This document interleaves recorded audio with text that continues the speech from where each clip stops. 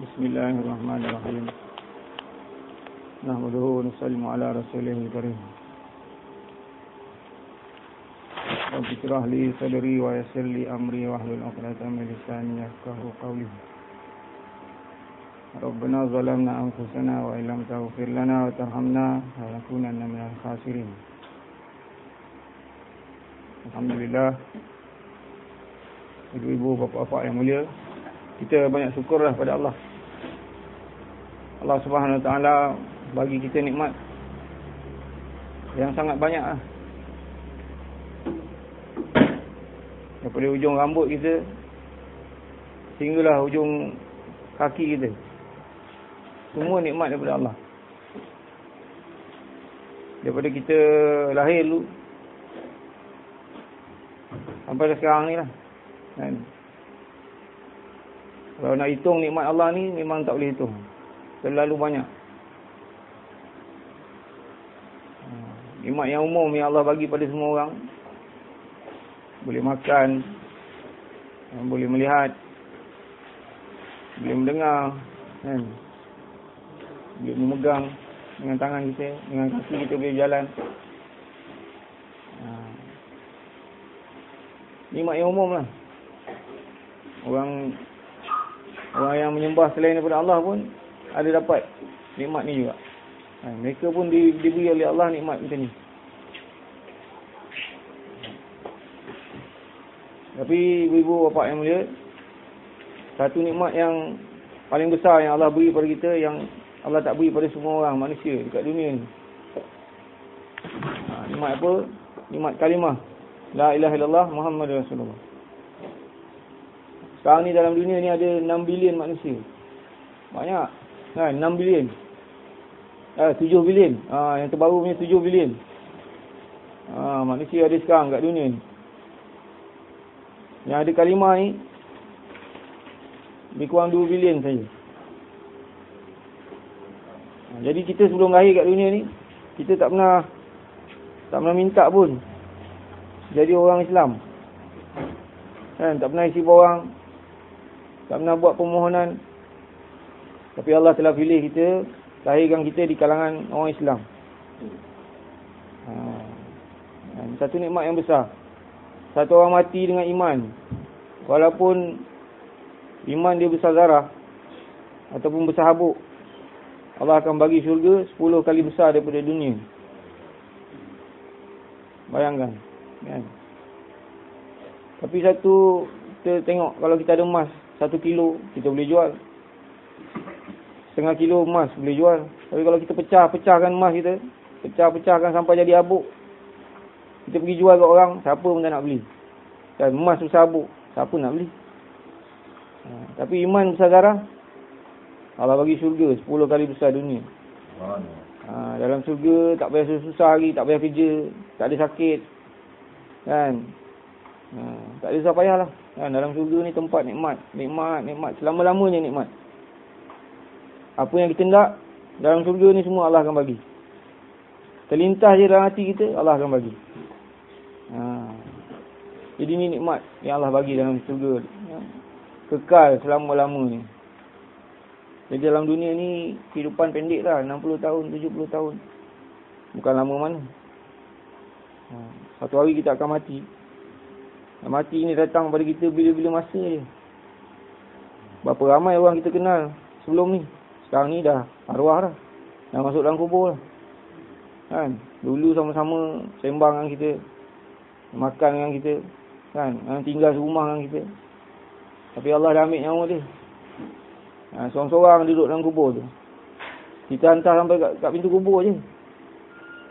Lepas tu orang semua balik kan? Tak ada siapa nak duduk situ lama kan? Tinggallah dia seorang-seorang. Satu hari nanti kita akan mati. Sama juga kan? Orang akan uruskan jenazah kita. Macam mana orang sayang pun dengan kita menangis sebab kita mati. Akhirnya lepas kita ditanam, semua orang balik kan? Kita tinggal dalam kubur. Malaikat akan datang, akan tanya kita. Antara soalan yang popular lah, marah buka kan? Ini mesti ditanya, siapa Tuhan kita. Jadi ibu bapa yang mulia, inilah peluang kita dalam dunia ni. Sekali je. Sekarang ni budak-budak tengah periksa SPM kan. Kalau dia fail, tahun depan boleh ambil lagi. Kan? Kalau fail lagi, boleh ambil lagi banyak kali. 10 kali ambil tak apa. Kan? Dah tua-tua nak ambil SPM, tak ada masalah. Tapi ibu bapa yang mulia, dalam dunia ni peluang kita sekali je. Kan? Tak ada peluang kedua. Dah mati, kena tanya dengan malaikat, tak boleh jawab. Hidup balik, tak ada. Kan? Kali ni saja peluang yang Allah beri pada kita untuk kita sempurnakan iman dan amal kita. Jadi ibu bapa yang mulia, macam mana kita nak usaha atas perkara ni? Jadi kita banyak syukurlah. Kita hari ni ibu-ibu bapa yang mulia dapat keluar jalan Allah Subhanahu Wa Taala. Ini peluang yang sangat besar lah. Duduk dalam suasana iman dan amal. Walaupun tempoh masa ni keluar 40 hari kan? Tapi sebenarnya memberi kesan yang besar dalam kehidupan kita bila kita balik nanti. Iman sekarang ni iman suasana kan. Duduk dalam masjid suasana baik kan, cakap iman dan amal, cerita pasal syurga, pasal neraka kan, boleh buat ibadat. Kalau duduk kat pasar, suasana lain pula, suasana pasar kan. Pergi stadium tengok bola, lain pula suasana dia. Jadi iman hari ni iman suasana. Jadi hari ni ibu-ibu bapa yang mulia dapat duduk dalam suasana iman. Keluar jalan Allah Subhanahu Wa Taala. Walaupun mujahadah susah payah kan, masing-masing ada mujahadah sendiri. Setiap orang ni mujahadah masing-masing, macam-macam. Ada orang mujahadah keperluan, ada orang mujahadah nak tinggalkan anak. Ini ibu-ibu ni paling besar mujahadah dia, tinggalkan anak ni kan. Jadi ini semua akan jadi asbab hidayat. Bila kita mujahadah jalan Allah, macam mana sahabat-sahabat dulu, mereka mujahadah keluar jalan Allah Subhanahu Wa Taala, Allah jadikan pengorbanan mereka ni asbab hidayat tersebar kan. Yang pertama sekali hidayat untuk diri mereka. Mereka sendiri dapat keteguhan dalam mengamalkan agama. Kan, macam mana sahabat-sahabat ni kita dah biasa dengar keadaan mereka, macam mana mereka ibadat pada Allah Subhanahu Wa Taala. Ada di antara mereka solat sepanjang-panjang malam. Ada yang mereka ni baca Quran satu malam boleh khatam. Sebelum subuh tu dia dah khatam Quran. Ada sahabat yang bila lepas kahwin pun dia nak sembahyang 2 rakaat kan, lepas tu dia lupa isteri dia.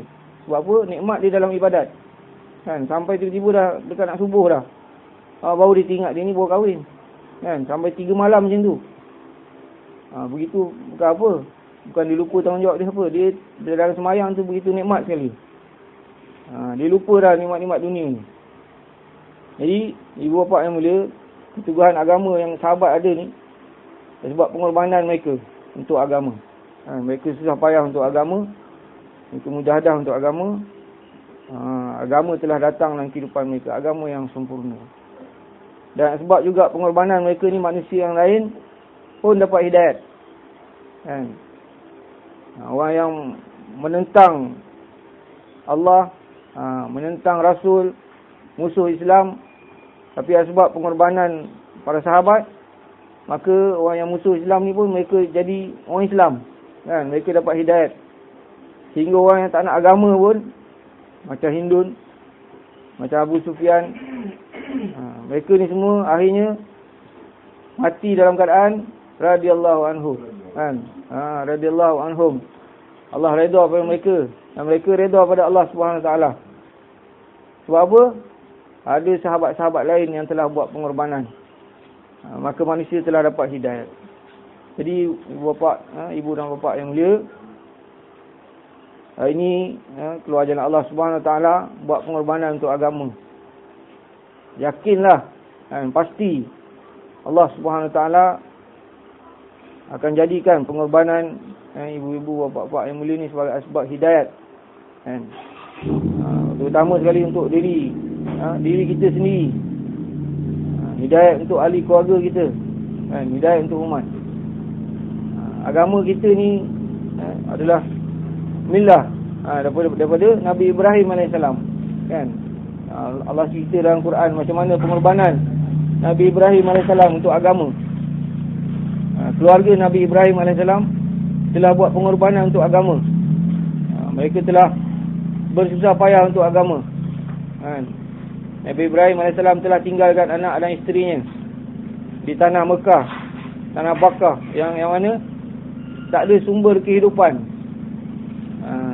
Tak ada sumber kehidupan kat situ. Yang ada hanyalah sumber kematian. Kan, air tak ada, makanan tak ada. Tapi sebab pengorbanan Nabi Ibrahim dan keluarganya, maka Allah Subhanahu Wa Taala telah muliakan mereka. Kan? Allah telah jadikan telah beri kefahaman agama pada keluarga Nabi Ibrahim AS. Walaupun Nabi Ibrahim AS tak ada bersama ahli keluarga dia, tapi sebab pengorbanan mereka, maka Allah telah beri kefahaman agama. Bila Nabi Ibrahim AS telah kembali kepada keluarga dia, datang perintah Allah untuk sembelih anak dia Nabi Ismail AS, mereka telah reda. Kan? Isteri dia telah reda. Ini perintah daripada Allah, mereka sanggup terima. Begitu juga ibu-ibu dan bapa-bapa yang mulia, hari ini bila kita buat pengorbanan untuk agama, keluarga kita tinggalkan atas maksud agama, Allah Subhanahu Wa Taala akan beri kefahaman agama pada ahli keluarga kita. Kan? Dan kita keluar jalan Allah Subhanahu Wa Taala ni sangat-sangat pentinglah. Kita jaga amalan-amalan kita. Kan? Kita banyakkan buat dakwah. Dalam Bayang Hidayat pun mungkin dah dibagi tahu kan. Pentingnya kita banyak cakap tentang kebesaran Allah. Yang paling cakap kebesaran Allah ni, kita nak cakap tentang satunya, cakap tentang kebesaran Allah yang Allah cerita dalam Quran. Macam mana Allah jadikan langit, Allah jadikan bumi, macam mana Allah Subhanahu Wa Taala tukarkan malam pada siang, siang kepada malam. Kan, ini kita kena banyak cakap banyak muzakarah perkara ni. Nanti besok dekat India ni diorang ramai datang, kan. Dia tak macam kita kat sini Malaysia, kan. 2-3 kerat je datang Nusrah, 5 surat. Suasana dekat India ni berbeza. Sehingga kan dulu saya dengan ahli saya pergi rumah kita. Diorang ni bila sampai satu tempat, kita ni jemaah kita sampai satu tempat, orang yang daripada halkah lain ni dia tak bagi datang Nusrah. Sebab dah halkah tu sendiri pun dah tak mampu dah nak tampung rumah tu. Kan, 50 orang perempuan datang, surat 100 orang. Sampai ahli kita bila waktu rehat letak dalam bilik, kan, dia letak security depan pintu. Kalau tidak orang keluar masuk. Nak jumpa lah, nak salam lah, bukan apa, nak cium lah, kan. Masurat dia. Jadi peluang kita sebenarnya bila mereka datang, peluang untuk ibu-ibu dapat buat dakwah pada mereka. Cakaplah bahasa Melayu, tak apa. Dia orang ni dia suka nak dengar bahasa kita. Kan, kalau kita boleh bahasa Inggeris, dia boleh faham, bagus, kan. Kalau boleh bahasa Urdu, lagi hebat, kan. Jadi ibu bapa yang mulia, peluang itu medan untuk buat dakwah sebenarnya.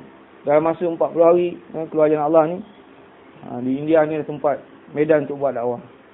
Kemudian yang kedua, ulama kata kita cerita kisah Nabi-Nabi. Macam mana bantuan Allah Subhanahu Wa Taala pada Nabi-Nabi dalam usaha dakwah. Kan, kehebatan kebesaran Allah. Allah cerita dalam Quran tentang bantuan Allah pada Nabi-Nabi. Macam mana Allah Subhanahu Wa Taala bantu Nabi Ibrahim AS. Nabi Ibrahim AS dicampakkan dalam api oleh Namrud. Allah perintah pada api sejuk dan sejahtera pada Nabi Ibrahim AS. Kan, ceritalah banyak kali, tak apa. Kan, akan meningkatkan iman kita. Bertambah yakin kita pada Allah. Kan, jangan kita bosan cerita benda yang sama. Daripada dulu zaman Nabi sallallahu alaihi wasallam, zaman sahabat sampai sekarang azan benda yang sama juga, kan. Cerita kebesaran Allah, panggil orang pada solat. Jadi cerita yang sama kita ulang-ulang. Cerita dalam Quran ni lah yang paling mudah untuk meningkatkan iman kita. Kisah Nabi Musa AS, macam mana Allah Subhanahu Wa Taala selamatkan Nabi Musa daripada Fir'aun, laknatullah, kan. Daripada kecil Nabi Musa AS ni dia diburu oleh Fir'aun. Fir'aun telah kerahkan tentera-tentera dia, bukan senang punya kerja. Kan, nak bunuh bayi-bayi ni. Dia katakan 70,000 bayi telah dibunuh Bani Israel ni, bayi lelaki. Sebab nak tangkap Nabi Musa ni. Akhirnya bila Nabi Musa AS sampai ke pangkuan Firaun, Firaun tak boleh buat apa. Tengok je, inilah bayi yang aku cari ni. Tapi tak boleh buat apa. Sebab apa? Yang berkuasa Allah. Walaupun Firaun laknatullah ni kerahkan tentera dia, berapa masa punya kerja, banyak kerja kena buat. Nak bunuh budak bukan senangnya kerja. Tapi bila dah sampai depan dia, Firaun tak boleh buat apa. Tengok je. Bila bini dia cakap ini bayi ni kecil lagi, tak boleh buat apa. Kita belalah dalam rumah kita. Besok dah besar, dia akan taat pada kita. Dia termakan cakap isteri dia. Allah nak tunjuk siapa yang berkuasa.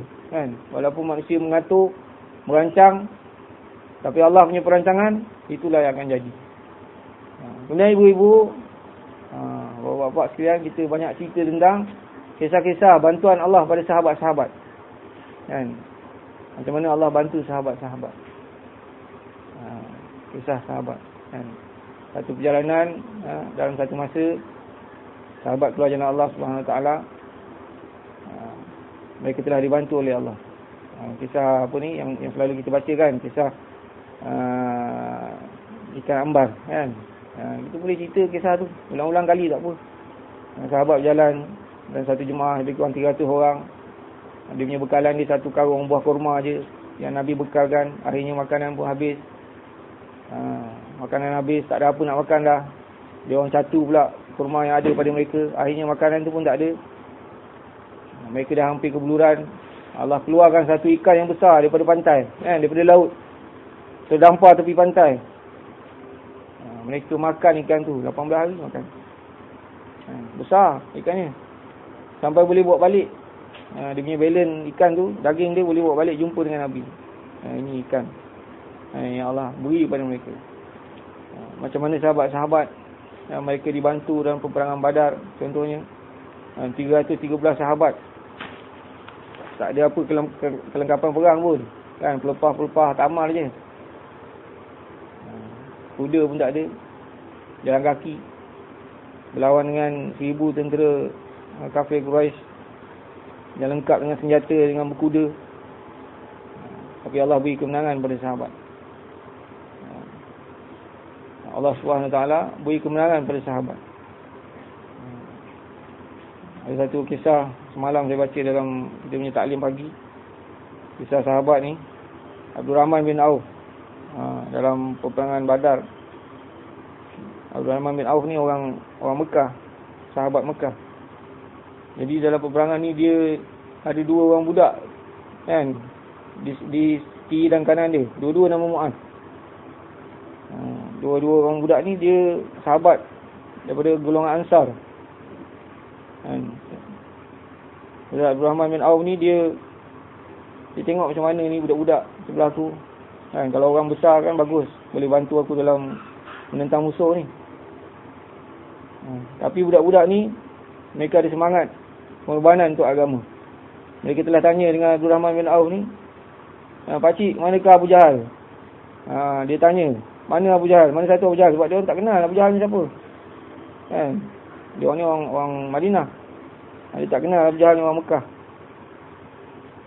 Kami dengar Abu Jahal ni telah mencaci hina Nabi kami kan. Jadi satu masa Abdul Rahman bin Auf ni telah nampak Abu Jahal. Maka itulah Abdul Rahman bin Auf ni bagi tahu, itulah orang yang kamu cari kan. Maka 2 orang budak ni mereka telah serang, telah jatuhkan Abu Jahal ni daripada kuda dia. Kemudian satu orang sahabat yang lain telah tamatkan riwayat Abu Jahal. Ini kisah-kisah kan, para sahabat ni bila kita ceritakan ulang-ulang kali akan meningkatkan iman kita. Dan kemudian ibu-ibu, bapa yang mulia, kita selalulah cerita tentang perkara-perkara yang menjadi tanda iman kita. Apa tanda orang beriman? Tanda orang beriman ni bila dengar disebut nama Allah, gemetar hati dia kan. Bila dibacakan ayat Al-Quran, bertambah iman dia. Orang beriman ni bila buat kebaikan, dia gembira. Bila buat keburukan, dia rasa duka cita.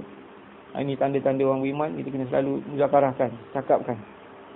Bila kita selalu cakap perkara-perkara ni dalam masa kita keluar, insya-Allah iman kita akan meningkat, kan. Jadi ibu-ibu bapa yang mulia, keluar jalan Allah Subhanahu Wa Taala ni, terutama di negara-negara yang bukan macam Malaysia, kan. Malaysia ni mudah, apa kita nak kita akan dapat. Tapi keluar di India ni tempat kita belajar, kan. Bila kita dapat dah habis, ibu-ibu bapa yang mulia dah keluar di India ni, lagi 3 tahun insya-Allah, kan, boleh pergi ke seluruh dunia. Banyak takaran seluruh dunia. Kita letakkan umat ni di depan mata kita, kan. Jangan kita hirau dengan kesusahan kita keluar jalan Allah, kan. Ada susah payah sikit, tinggalkan anak-anak, ini susah payah mujahadah ni Allah akan ganti dengan hidayat. Dan kita letakkan umat di depan kita, kan. Takaran umat ni, seluruh dunia hari ni mereka menunggu-nunggu kedatangan orang Islam untuk ajak mereka pada Allah, kan. Mereka menunggu-nunggu kedatangan orang Islam. Mereka tercari-cari, kan. Tercari-cari Allah, tapi tak ada siapa nak tunjuk kepada mereka. Jadi kita lah, kan, kita yang dah tahu sikit, sikit sebanyak, dah terlibat sikit sebanyak dalam usaha agama ni, ada fikir macam mana fikir Nabi dan sahabat, maka sebenarnya tanggungjawab kita lah, untuk kita pergi seluruh dunia. Jadi dia punya lesen dia, untuk masturat keluar negara jauh, ni keluar IPB, kan, India, Pakistan ataupun Bangladesh. Kita letakkan seluruh umat depan kita, kan. Walaupun apa kesusahan kita masa keluar ni, kita sabar. Kita doa dengan Allah Subhanahu Wa Taala. Apa kita nak mengadu, kita mengadu pada Allah Subhanahu Wa Taala. Dan sangat-sangat penting dalam jemaah ni untuk jaga kesatuan hati, kan. Kita keluar ni bukan 3 hari, bukan 10 hari, dan keluar 40 hari ni masa yang panjang. Itulah ahli jemaah kita, kawan-kawan kita dalam jemaah selama 40 hari. Jadi sangat-sangat penting lah, apa-apa perkara, kan, kita kalau boleh benda-benda yang tak menyenangkan hati kita, kita mengadu dengan Allah saja, kan, mengadu dengan Allah. Dan kalau perlu, kita boleh beritahu dengan suami kita, tapi itu kalau boleh kita diam je lah, kan. Apa perkara yang dah dimuzakarahkan, itu je kita buat. Kita kena jaga, kan, hubungan kita dalam jemaah. Sebab apa, syaitan ni dia akan kacau kita lah, kan. Cucuk-cucuk kita, hasut kita. Jadi dalam jemaah ni kita mau jaga kesatuan hati, sabar dengan ahli jemaah kita sendiri, dan dengan orang tempatan. Orang tempatan ni biasalah, mereka akan datang ramai-ramai tengok kita, tengok ibu-ibu. Dan orang lelaki pun jadah juga, pergi kat India ni, dia selalu suruh bayan banyak tempat, kan. Kita keluar satu rumah tapi bayan 3 tempat bayan, kan, dalam satu masa. Dia akan pecah-pecah. Macam jemaah ni contohnya 6 orang, dia akan pergi bayan 2 orang pergi bayan tempat lain. Jadi hari-hari kena bayan, bukan senang, kan, hari-hari nak kena bayan ni. Jadah juga. Tak apa, kan, kita sabar. Kita ikut, kita jangan bergaduh dengan orang tempatan. Walaupun tertib dia, kita kena buat usaha di satu tempat. Kita pun tahu, dia orang pun tahu. Tapi suasana dia, bila dah sampai sana, suasana berbeza, kan. Kalau kita bergaduh dengan dia, jadi susah. Jadi tuan-tuan muzakarah lah macam mana, kan, mesyuarat, taat dengan amir, kan. Itu yang paling baik. Dan insyaAllah ibu-ibu pun, ibu-ibu bapak-bapak, perjalanan ibu-ibu bapak-bapak ni yang sampai ke Kolkata ni akan naik kereta api pergi ke Delhi, kan. Perjalanan dalam kereta api ni walaupun 1 hari setengah, walaupun 1 hari setengah. Dulu jemaah saya daripada Delhi dia hantar taskil ke Kerala. Kerala ni 3 hari 2 malam duduk dalam kereta api, kan. Walaupun kita mujahadah, kita rasa mujahadah, kita punya masturat rasa mujahadah, tapi kemanisan ni bila kita balik, kan, bila balik tu manisnya, kan, dalam kereta api tu. Walaupun kita rasa mujahadah masa tu, kemanisan iman itu kita akan rasa bila kita balik, kan. Seronok rasa tengiang-ngiang apa ni, bunyi kereta api tu. 3 hari duduk dalam kereta api, kan. Sampai sekarang kita boleh dengar bunyi kereta api tu. Kereta api India ni, kan, tak sama kereta api Malaysia. Dia punya bunyi tu duduk dekat dalam kepala. Bunyi tetapi. Kita letak masturat kita, dia ada slipper, tempat tidur tu. Kita sewa terus 6 slipper tu untuk masturat. Kemudian kita letak tirai kat situ. Bila kita masturat ni dia ada keperluan nak pergi tandas dan sebagainya, kan, alias saya lah, dia akan bunyikan jam loceng, kan, nenek kan. Bila saya dengar bunyi loceng tu, saya tahulah ni masturat ni dia ada keperluan. Dan jemaah saya tu ada Haji Zul daripada Seremban. Sekarang ni dia keluar dekat Malawi kan. Jadi contohnya alias Zul ni dia ada keperluan nak pergi tandas, maka alias saya akan cakap dengan saya, kan, panggil Haji Zul. Saya akan panggil Haji Zul lah, kan, bawa alias dia pergi tandas ke apa. Satu masa tu saya tak dengar bunyi jam tu, kan. Orang India yang dalam kereta api ni, your wife calling, dia kata, kan, sebab apa bunyi jam tu dah bunyi, kan, tenet kan. Dia pun panggil kita, sebab dia pun dah duduk dengan kita dalam kereta api 3 hari. Dia dah tahu dah, kan. Jadi ibu bapa yang mulia,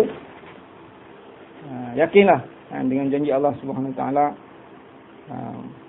kita keluar jalan Allah ni, Allah akan sebarkan hidayat untuk diri kita, ahli keluarga kita. Kita gunakanlah peluang ni untuk banyak buat dakwah. Kita duduk dalam istimewa amal, dan malam kita banyak bangun doa pada Allah Subhanahu Wa Taala, supaya Allah Subhanahu Wa Taala terima kita. Kan, saya dengar kita doa ni 4 perkara kita doa, supaya Allah beri kita sifat ikhlas, yang kedua istikhlas, kemudian istiqamah, dan kita makbul dalam usaha dakwah. Allah makbul kita dalam usaha dakwah, kan. Kita mau doa sungguh-sungguh supaya Allah beri kita sifat ikhlas, istikhlas, istiqamah, dan makbul dalam usaha dakwah. Bila Allah makbul kita dalam usaha dakwah ni, masya-Allah, kan, Allah akan hantar kita ke seluruh dunia. Allah akan gunakan kita, ahli keluarga kita, zuriat keturunan kita, sampai kiamat, untuk buat usaha agama. Jadi ibu-ibu bapa yang mulia, insya-Allah, kan, kita letaklah seluruh dunia di depan kita. Walaupun root ibu-ibu bapa ni pergi India, tapi letak seluruh dunia depan kita, kan. Letak seluruh dunia. Sebab apa? Bila kita letak seluruh dunia, Allah akan beri pahala seluruh dunia. Allah akan beri pahala seluruh dunia. Macam satu orang muazzin, orang azan, Bilal, dia azan. Kalau dia azan, niat panggil satu kampung datang semayang, Allah akan bagi pahala satu kampung je. Tapi kalau muazzin ni, dia azan, dia niat panggil seluruh manusia seluruh dunia ni datang pada semayang, Allah akan bagi pahala seluruh dunia. Begitu juga ibu-ibu, bapa-bapa, keluar jalan Allah. Walaupun route ni yang diberi, pergi India dan sebagainya, daripada Delhi akan pergi ke mana-mana, niat seluruh dunia, kan, nak letak umat seluruh dunia depan kita, Allah akan bagi pahala seluruh dunia. Walaupun bergerak di India, walaupun bergerak dekat Tamisan ni, kan, sekarang ni masih di Malaysia, Allah akan beri pahala seluruh dunia. Jadi insya-Allah, ibu-ibu bapa yang mulia, doa juga untuk kami dekat Kepong ni, kan, untuk tuan rumah, untuk saya, insya-Allah, supaya Allah terima juga kita, sama-sama istiqamah dalam usaha agama, kan, dan doa untuk umat semalam, insya-Allah. Salam. Berdoa insya-Allah. Alhamdulillahirabbil alamin. Wassalatu wassalamu ala anbiya'i wal mursalin wa ala alihi ajma'in.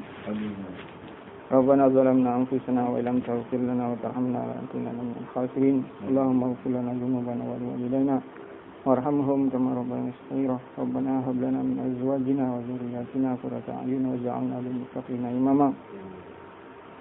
Allahumma ighfir lana bi husnil khatimah wa la takhtim alaina bi su'il khatimah. Allahumma ya muqallibal qulub tsabbit qulubana ala dinik.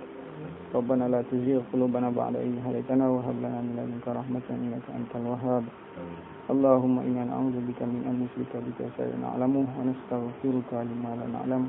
Rabbana atina fid dunya hasanah wa fil akhirati hasanah wa qina adzabannar. Sallallahu alaihi wasallam Muhammadin wa ala alihi wa baraka wasallam. Alhamdulillahirabbil alamin. Insyaallah.